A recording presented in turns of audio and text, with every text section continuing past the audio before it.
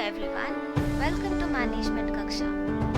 Please don't forget to subscribe if you like our videos.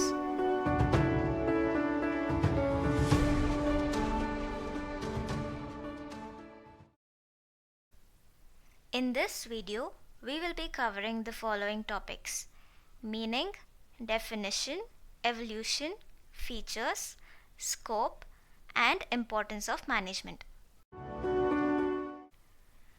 Let us begin with meaning of management. It is an art of getting things done by a group of people with effective utilization of available resources. To put it in simpler terms, management is nothing but getting work done by a group of people effectively.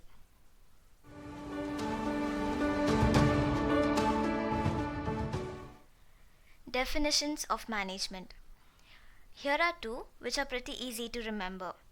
The first one is by William Sprigel. He says, management is that function of an enterprise which concerns itself with direction and control of the various activities to attain business objectives. Management is essentially an executive function. It deals with the active direction of human effort. The next one is by Henry Fayol. He says, to manage is to forecast and plan, to organize, to compound, to coordinate, and to control.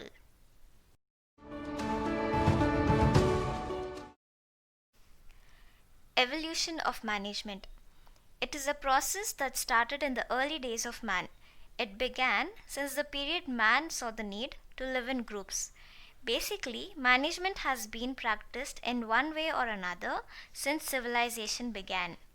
The stages of the thought process of evolution of management are: the first one is the pre-scientific management period. Then comes the classical theory. Then the neoclassical theory. And the last one is the bureaucratic model.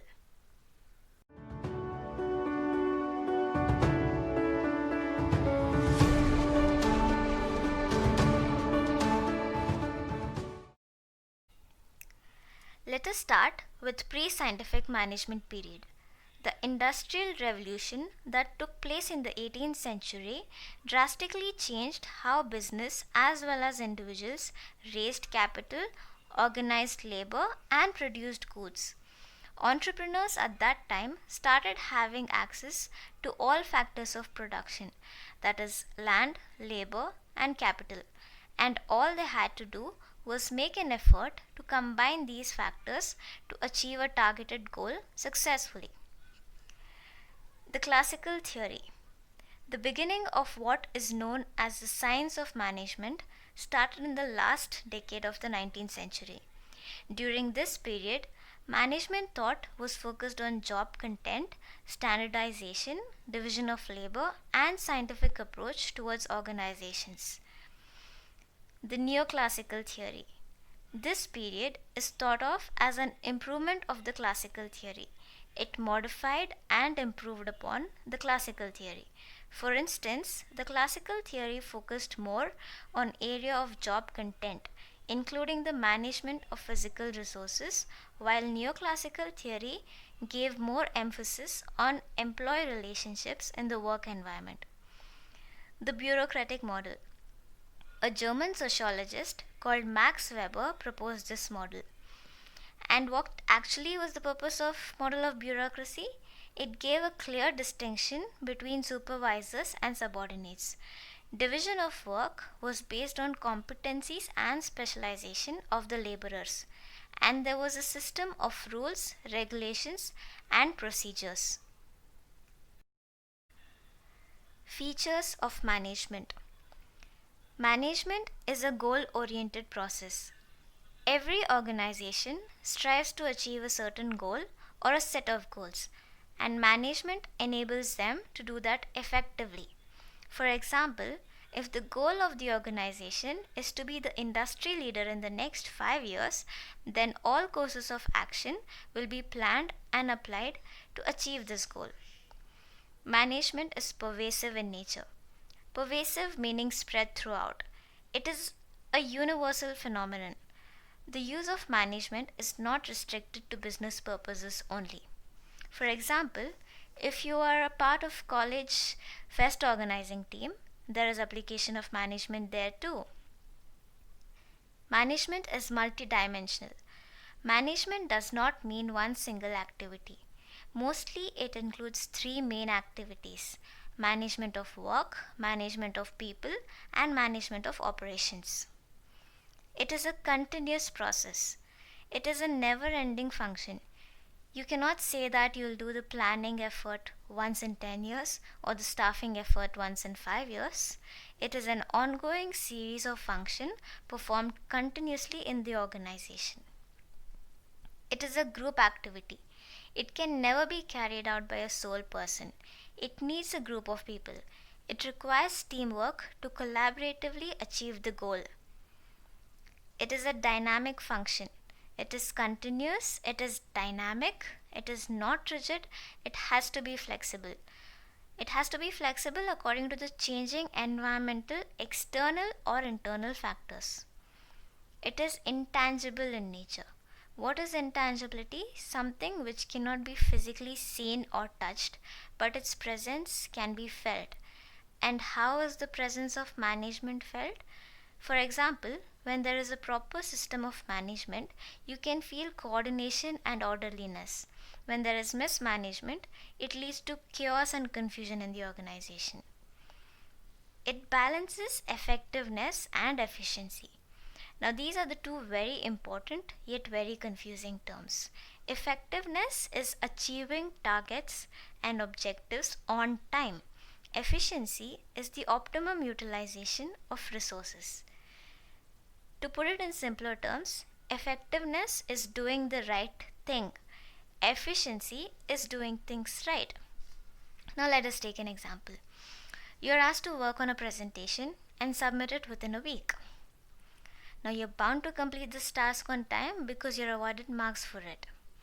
You do complete the task within the given week, and that is called effectiveness. Efficiency would have been the way you had performed the task.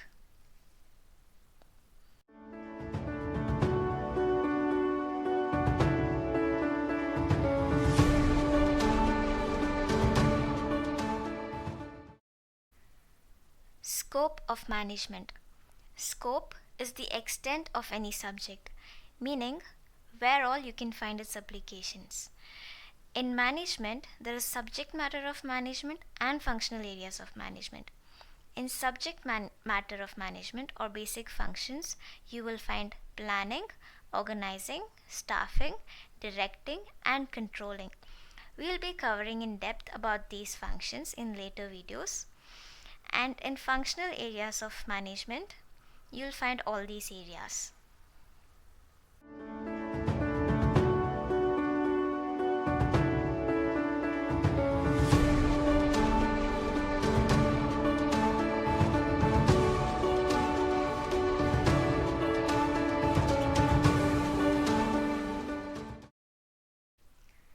Importance or significance of management.